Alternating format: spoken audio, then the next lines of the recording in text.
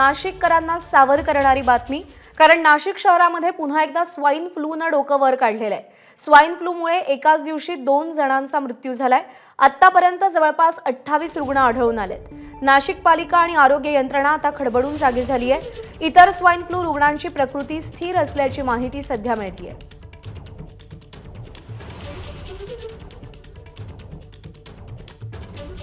पावसाळा अगदी तोंडावर असतानाच नाशिकमध्ये ही नाशिककरांची झोप उडवणारी बातमी। नाशिकमध्ये आतापर्यंत 28 जणांना स्वाइन फ्लूची लागण झालेली आहे, तर 2 जणांचा एकाच दिवसात मृत्यू झाला आणि या घटनेनंतर आता नाशिक पालिका प्रशासन खडबडून जागं झालंय।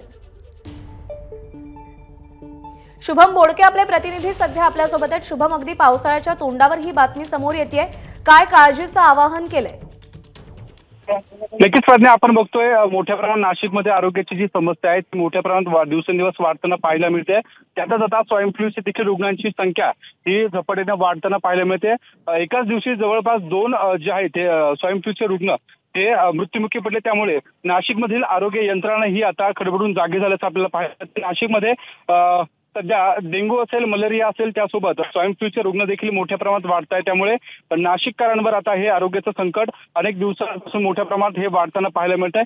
सध्या नाशिक महानगरपालिकेच्या माध्यमातून जी परिस्थिती आहे ते नियंत्रणात असल्याचं देखील सांगण्यात येत आहे। शुभम, धन्यवाद दिलेल्या माहितीसाठी।